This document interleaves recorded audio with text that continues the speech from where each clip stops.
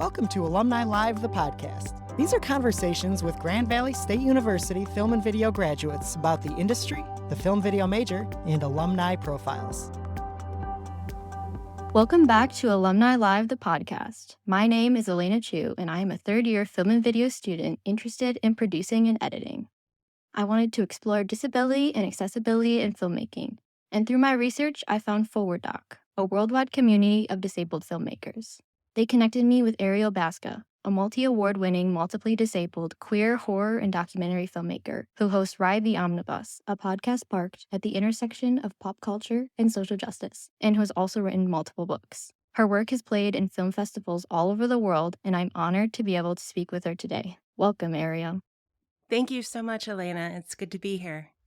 Could you tell us a little bit about how you got into filmmaking? Sure. My path was very unusual in terms of where I started and where I landed. I actually was a Latin teacher for 15 years. I taught Latin and theater, and I was born with disabilities, but then I also acquired a few more rare diseases along the way. And when I got to the point where I could no longer teach, I was kind of stuck at home in isolation for a while, not really sure what I was going to do.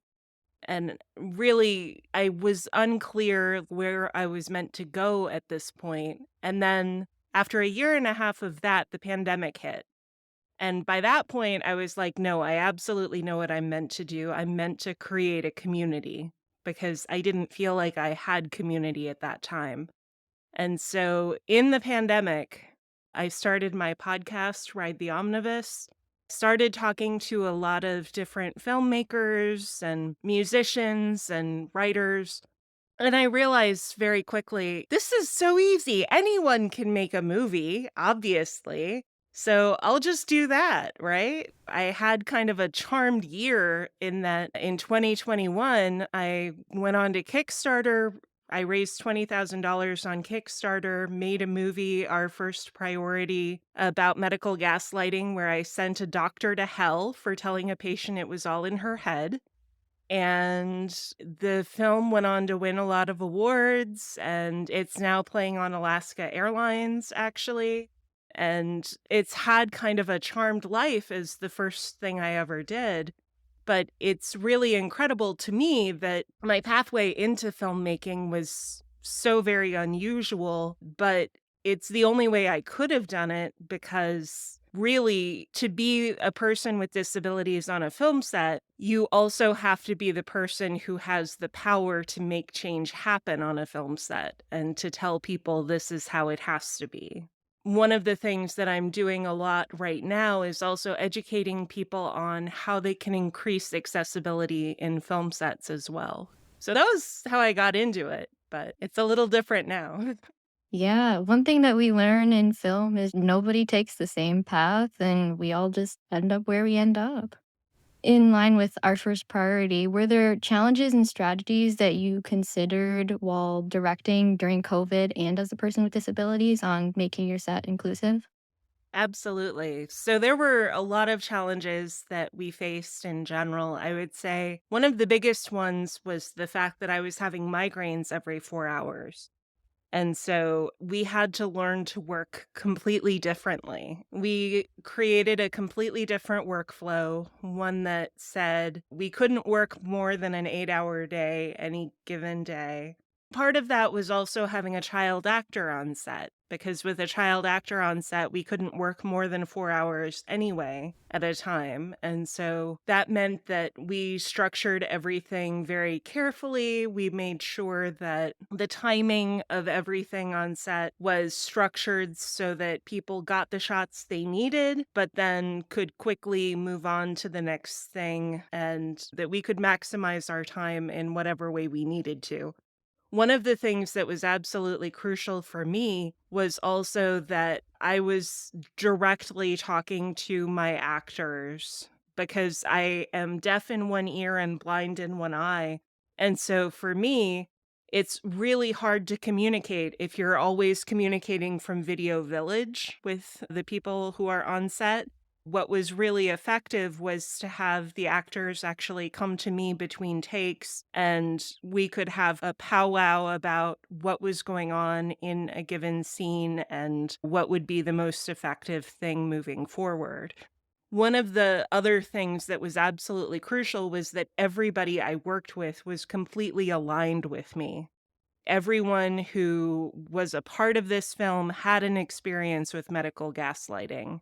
That was really important to me, that everyone from the PAs to the gaffers had this same experience and felt united in this story. And it was so important because I think for a lot of people, it was their first experience working with someone with disabilities on set, but it was also their first experience working on a project where everybody had the same feeling about the project and that it was an important story to tell. I imagine that it was helpful because everybody understood where you were coming from, so your ideas wouldn't be compromised. I mean, also, it didn't hurt that everybody knew that I was going to have brain surgery right after production finished. I was like, no, this is do or die, people. We got to get this done because I could die on the operating table. You never know. I wasn't too maudlin about it, but it was a thing. Wow. How did you balance taking elements of your own experience and also creating a character that was separate from you?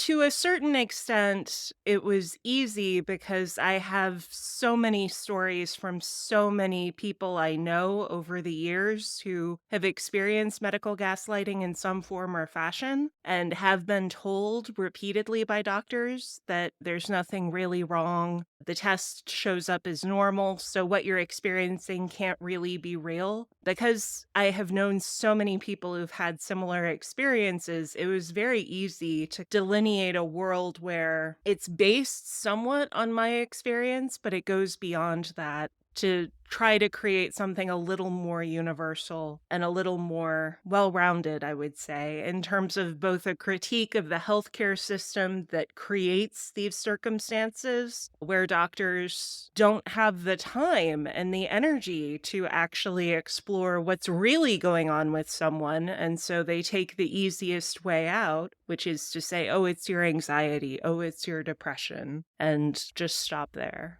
Yeah.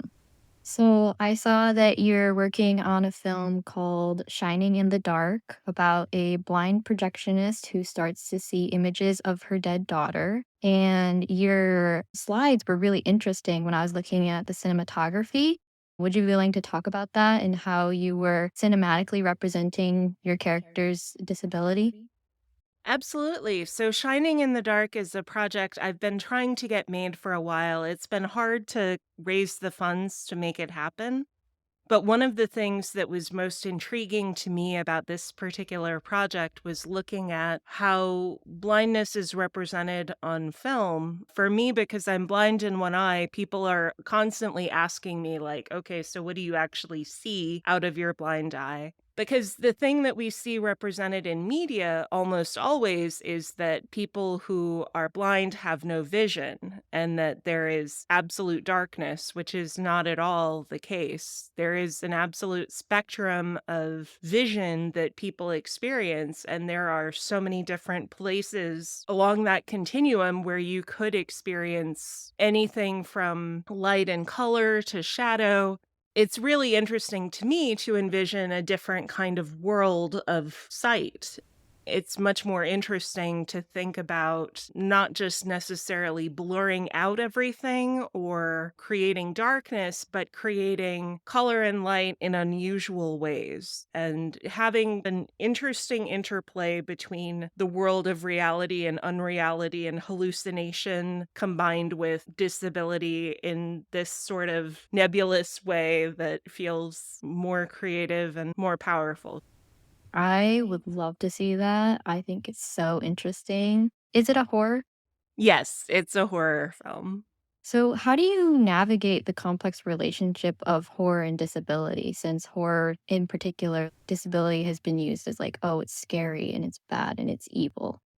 Well, one of the things that for me, when you think about the horror tropes that have been so awful for disability over the years, you think of characters like Michael Myers, who are always portrayed as he escaped from an asylum and he is the villain that we all have to fear. And then there's been a very palpable effect that's come from these solo villains like Michael Myers, making people afraid of anyone with mental health problems, for example.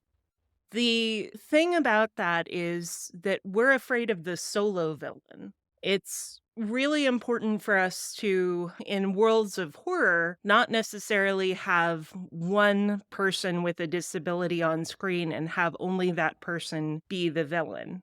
My feeling is that we can change this trope in really meaningful ways by creating worlds in which there are multiple characters with disabilities, not all of whom are the villain. It seems like a very easy solution when over 26% of American adults have a disability. You would expect to see more than 1 in 4 characters on screen to have a disability, but in reality, it's less than 2%. And it's absolutely astonishing when you go into it even further and you notice that 95% of that 2% are played by actors without a disability. When you're looking at authentic representation, I really feel like the way forward for horror, as well as for pretty much any genre, is to make sure that you have accurate representation of people with disabilities, but then also make sure that your writing, your directing, your below the line crew all have people with disabilities incorporated as well, because you're not going to have a well fleshed out world of disability and of people with disabilities unless you're actually exploring it from a variety of different angles. One of the other things that for me in horror specifically, the thing I'm always fighting against is so much of the time the disability, the disfigurement, the thing that is different about you is the thing that makes you a monster. Whereas I like to play with that and make ableism the monster. The feeling of you must be this way because you look this way, and playing instead with a different way of looking at things that inverts the usual is what I like to do. I like to subvert the trope as much as possible. That leads me right into my next question. You write on your website that you make work to question the status quo, that asks people to reevaluate their own perspective and look at the world through a different set of eyes. Can you talk about why that's important? For me, I first started Ride the Omnibus specifically to look at underrepresented perspectives in any way I possibly could, whether that was talking to friends who were from different kinds of communities, whether they were indigenous or Black communities, or if they were immigrants or other people with other underrepresented perspectives that you don't see anywhere near as often. Part of this is my background as a theater and a Latin teacher, but I feel like it's always been that our strongest asset is really our ability to empathize with other people and our ability to see from other people's perspectives, to walk a mile in other people's shoes is always going to be where we are actually our most human and where we can activate what we really can do as a society. In a time of so much division and so much hatred over so many issues the world over, I really feel that this is the most important thing we can focus on right now. Yeah, and a podcast and film are great ways to do that. I know that a lot of my friends are so passionate about just connecting with other people, and film is how they do that. What is your favorite part of making Ride the Omnibus? The fact that I have been able to talk to so many incredibly passionate people the world over. I mean, it's powerful getting to talk to Oscar winners and Nobel Peace Prize nominees and all of these things, but ultimately it's all just about connection and really making a connection with someone else who's very passionate about a piece of work they've created. I think there's something really powerful in that connection to just share a love of this one piece of work, because I only ever air the episodes that are about the pieces of work that I love. So it's very sincere when I share that something really resonated with me. I'm only sharing the pieces of work that I feel passionately need to be out there in the world. That's a great way to do that, just sharing what you love. We're taking a short break to tell you about the Dirk Koning Memorial Film and Video Scholarship. Here's Gretchen Vintage remembering Dirk Koning. The Koning Scholarship enables students to get that kind of an education, to be a good filmmaker, to be able to express their voice, and to continue Dirk's dream. For more information and to donate to the scholarship, visit the link in the description. Now back to the show. Could you talk about your experience with Forward Doc and documentary filmmaking in general? Forward Doc is a really powerful group, and Forward Doc stands for Filmmakers with Disabilities dash documentary. But honestly, the filmmakers who are a part of Forward Doc really do a lot of different things beyond documentary. There are a lot of narrative filmmakers in there as well. Forward Doc does a really great job of advocating for people with disabilities in front of the camera and behind the camera, and really has been at the forefront of a lot of different kinds of initiatives to help people see themselves on screen and make sure that we are actually working toward a more inclusive future in film. Forward Doc has a really great toolkit online for inclusion in film sets. They also have worked with FEAW to create the Access Scorecard for film event accessibility, which is an initiative I've been working with a little bit, and I just deeply appreciate as a filmmaker, because one of the biggest impediments in the film industry is trying to get your work shown in film festivals. And if the film festival itself is not accessible to you, that means there are so many connections that you can never actually make if you can't physically be there to show your work and to talk about your work. Forward Doc, for me personally, has given me a community that I can really be a part of, and that means a lot to me and to many others in the world of film. We have so many resources now that can be relied upon for not only getting more information about what's out there, as well as how we can improve our lives through what we're doing and sharing those resources with other people. It's so powerful to have all of those opportunities. I was looking at the Access Scorecard. I thought it was really interesting because, as someone who doesn't have a physical disability, I had never considered something like that. So that was really interesting just to get me thinking about it, even. Absolutely. And you don't even have to have a physical disability. There are so many people who can benefit from things like sensory spaces, to just have a place to go that's quiet and away from everything else. There are so many things that are talked about in that scorecard that go beyond the things that you think of, like captioning and audio description. Those are great, but they're not the be all end all, because there are so many other things to take into consideration. Hopefully, people are able to see that and actually make a difference. What are your hopes for that? What's the best case scenario for accessibility in film in the future? Whew. The best case scenario for me is that we actually have more than equal representation on screen going forward, and that film festivals become increasingly accessible. I'm not going to say 100% accessible, because there is no such thing, really, because you'll always have some degree of access friction. But if you just work toward improvement every year with what you're doing, whether it's on set, whether it's in the film festival space, whatever space you're in, you should just work toward improvement every year, however you can, with whatever you're doing. Has there been any recent increases in accessibility that you've noticed, or even decreases? Well, there have been a lot of decreases in accessibility, unfortunately. particularly now that people are moving away from online access because they feel like the pandemic is no longer an issue, which I'm here to tell you it's still very much an issue.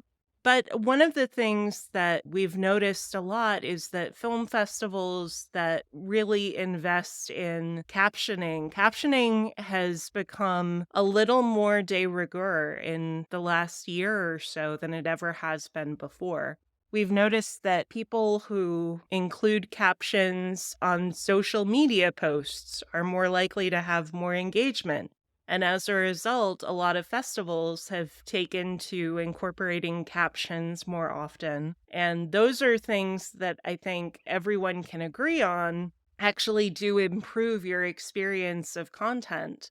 Not everyone loves captions. A lot of people want the ability to turn them off sometimes. But honestly, the people who need them really need them. And it seems like Gen Z and younger all really want captions all the time from what we can tell in the data. Why not provide that? It seems like a no-brainer to me.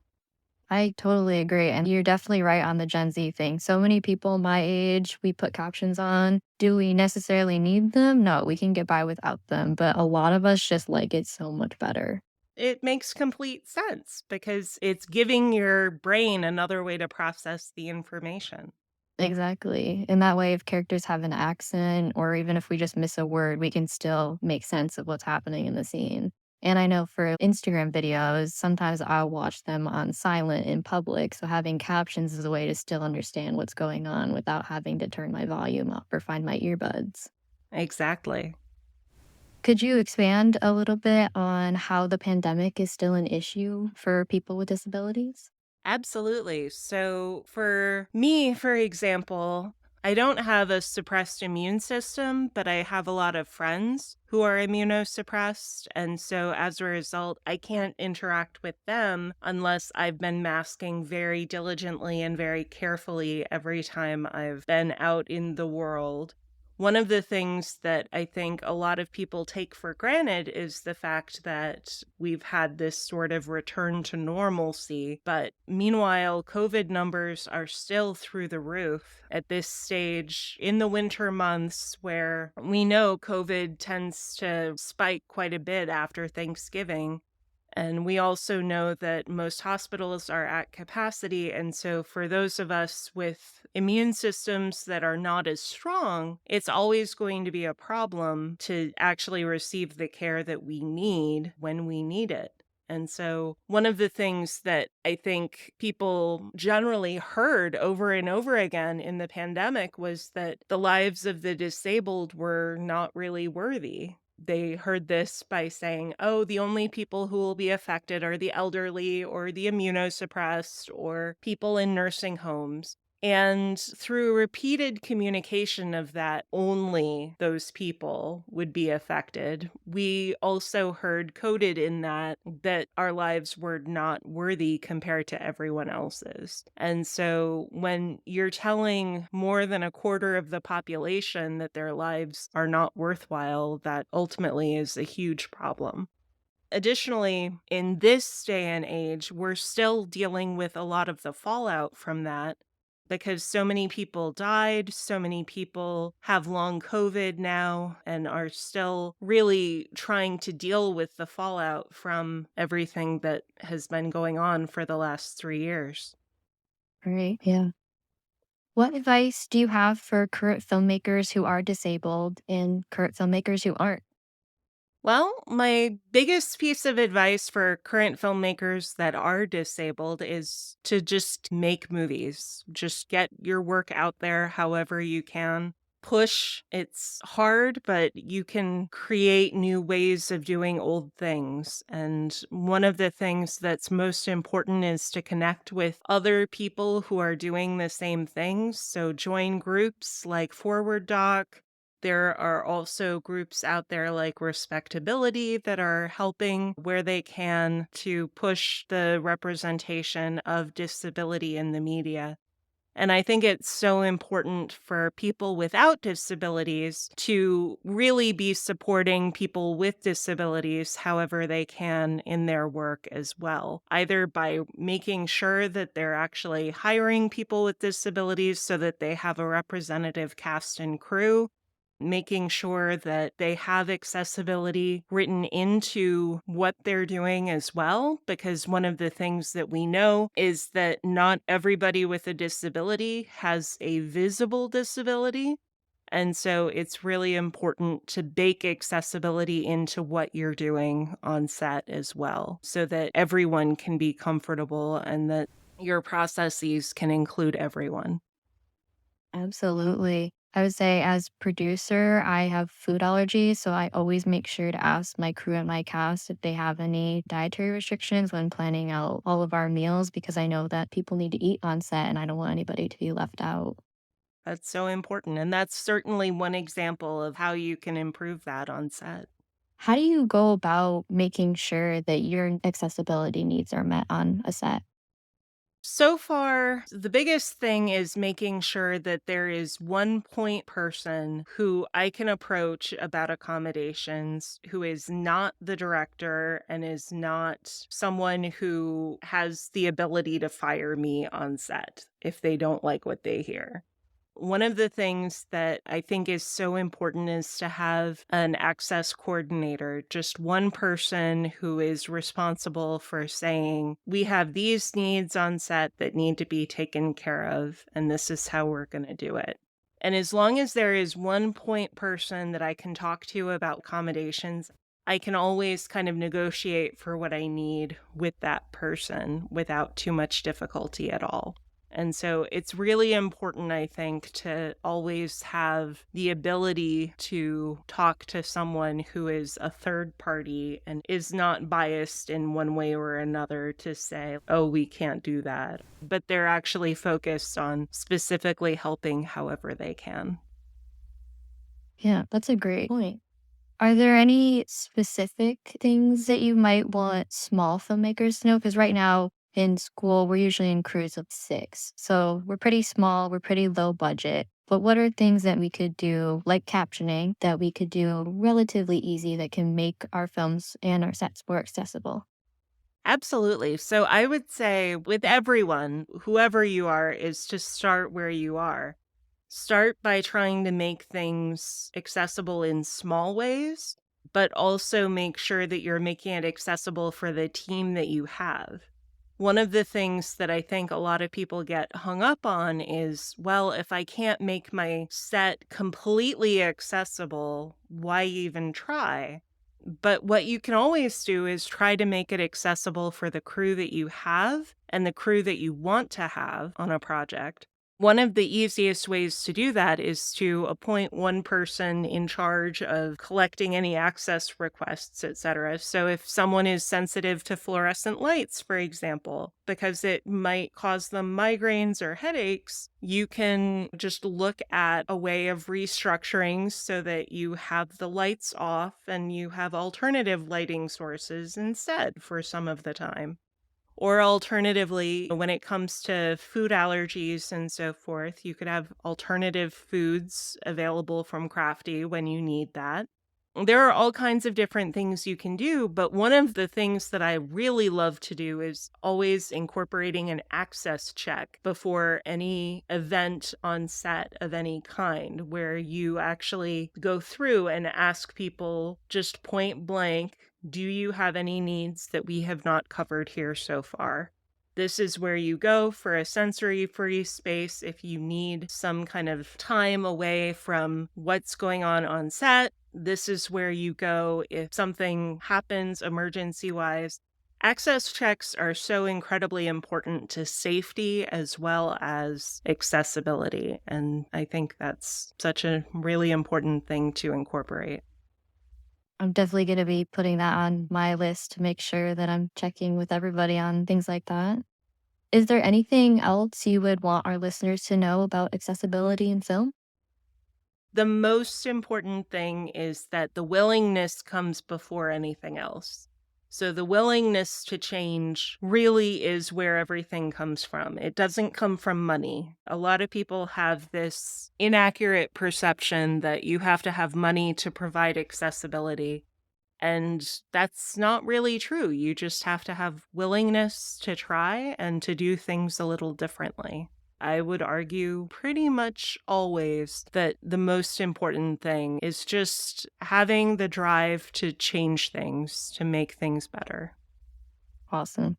So at the end of our episodes, we like to do a shout out. Is there anything you want to talk about? Anything you're proud of? Anything that's upcoming?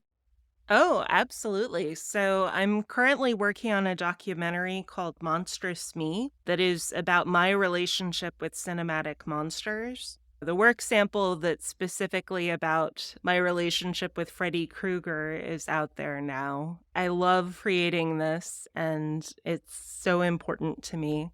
But I also want to say one of my favorite cinematic monsters of all time is also out on screens right now. And I just want to give a shout out to Emerald Fennell's Saltburn, which I have now watched twice on the big screen. And I think it's fabulous. It looks interesting. I saw the trailer and I put it on my list to see. It's a brilliant film. Well, thank you, Ariel, so much for talking with us. It was great to have you. Oh, well, thank you so much for having me, Elena. It was lovely to meet you. I wish you good luck in your filmmaking career. Thank you, and you as well. Thank you for joining us for this episode of Alumni Live, the podcast. Subscribe to our podcast to hear more from our alumni across the industry. Check out Alumni Live on Facebook, Instagram, and YouTube for more conversations and networking. Let us know what topics you want to hear our alumni talk about. The Grand Valley State University Film Video Alumni Network is here for you, and we're glad that you're here. Thank you for listening.